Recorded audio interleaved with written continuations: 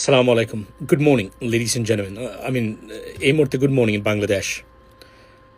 তো আমার এই ভিডিওটা solely going to be dedicated to Rakibul ইসলাম রাকিব, ছাত্রদলের সেন্ট্রাল প্রেসিডেন্ট বা কেন্দ্রীয় সভাপতি। কারণ উনি আজকে একটা পোস্ট দিয়ে উনারই দলের সংরক্ষিত cold storage I forget, it's my bad, সংরক্ষিত নারী আসনের যিনি এমপি নীলুফার চৌধুরী মনি আপা, ওনার একটা বক্তব্যের প্রতিবাদ করেছেন। তো উনি কি প্রতিবাদ হলো উনি জুলাইকে তুচ্ছ-তাচ্ছিল্য করতেছেন নানান বিষয়ে, অর্থাৎ জুলাইকে আন্ডারমাইনিং, এক ধরনের ডিনাইং দি জুলাই রেভলিউশন, এই ধরনের স্পর্ধা উনি দেখিয়েছেন। সো উনার প্রতিবাদ করেছেন। ধন্যবাদ এই রাকিবুল ইসলাম রাকিবকে যে উনি এই কাজটা করেছেন। এভাবেই পরিবর্তন আসে। আর সেই সময় আওয়ামী লীগের সময়ে শেখ হাসিনার আশীর্বাদ পুষ্ট সময় আর আমাদের নীলুফার চৌধুরী মনি এমপি উনি গিয়ে জুলাইকে আন্ডারমাইন বা রিজেক্ট বা ডিনাই করার প্রতিযোগিতায় মনে হচ্ছে নেমেছেন উনি, আরও কয়েকজন আছেন। একটা জিনিস বলে রাখি আপনাদেরকে, যে আওয়ামী লীগকে ধ্বংসে শেখ হাসিনা 96-এ যখন ক্ষমতায় আসে আওয়ামী লীগ কেন ধ্বংস হয় নাই, এটা কারণ হলো আমাদের সিলেটের কৃতি সন্তান এস এম কিবরিয়া সাহেব, অর্থমন্ত্রী কিবরিয়া সাহেব, এবং আমাদের হুমায়ুন রশিদ চৌধুরী সাহেবের মতো ব্যক্তিত্ব, আব্দুল জলিল সাহেবের মতো ব্যক্তিত্ব আওয়ামী লীগের নেতৃত্ব দিতেন। তখন তাদের পাওয়ার ছিল, যেন শেখ হাসিনা ধ্বংস হয়ে যায় নাই। আর এবার ধ্বংস হয়েছে কেন? কারণ ওই যে সাপড়ি আর ঠাউট আর বাটপার আর ওই উবাদুল কাদের মতো ব্যক্তিকে যখন সাধারণ সম্পাদক বানানো হয়েছে, আমি তো এখন পোস্ট দিয়েছিলাম আমার আইডিতে, আমি এটা খুঁজে বের করবো। সেদিন আমি পোস্ট দিয়েছিলাম যে আওয়ামী লীগের পতন এখান থেকে শুরু। এতটা অযোগ্য ছিল লোকটা। কেন উনি বানিয়েছিলেন এই কারণে, কারণ ওনাকে খুব তেল মারত। শেখ হাসিনা তেল মারা খুব পছন্দ করতেন।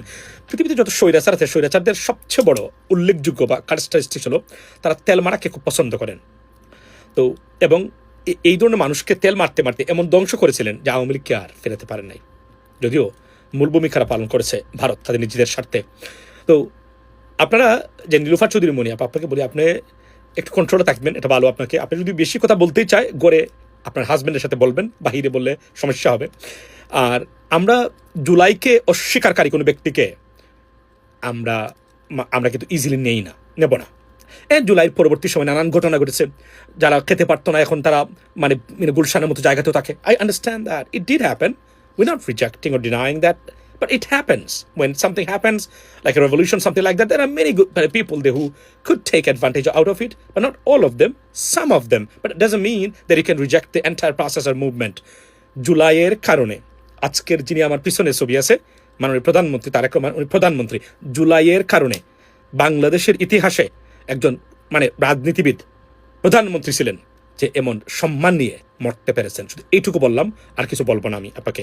আর আজকের এই যে দেখেন আজকে বাংলাদেশ যে জায়গা থেকে ঘুরে দাঁড়িয়েছে, আমি বলছি না যে বাংলাদেশ ঠিক হয়ে গেছে, আমি বলছি বাংলাদেশ অন্তত পক্ষে ভারতের পেট থেকে বের করে আনা হয়েছে। এখন কি হবে সেটা ডিবেটেবল ইস্যু, আমরা দেখব।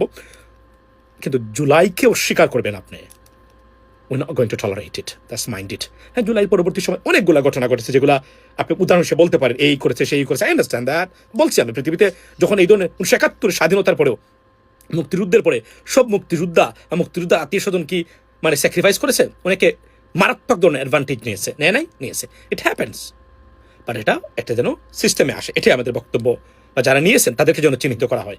কিন্তু টোটাল মুভমেন্টটাকে আপনি অস্বীকার করে বলবেন জুলাইতে স্নাইপার কোনো কিছু হয় নাই, সব কিছু আপনি অস্বীকার করে যাবেন।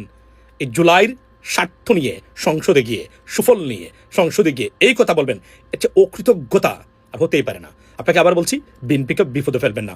এভাবেই আওয়ামী লীগকে শেষ করে দেওয়া হয়েছে, মনে থাকবে। আর আবার বলছি, আপনার যদি বেশি কথা বলতেই চান, আপনি টকশুতে না এসে আপনি আপনার হাজব্যান্ডের সাথে কথা বলবেন, as long as he is with you. I'm not sure that you have a husband, but if so, please do it.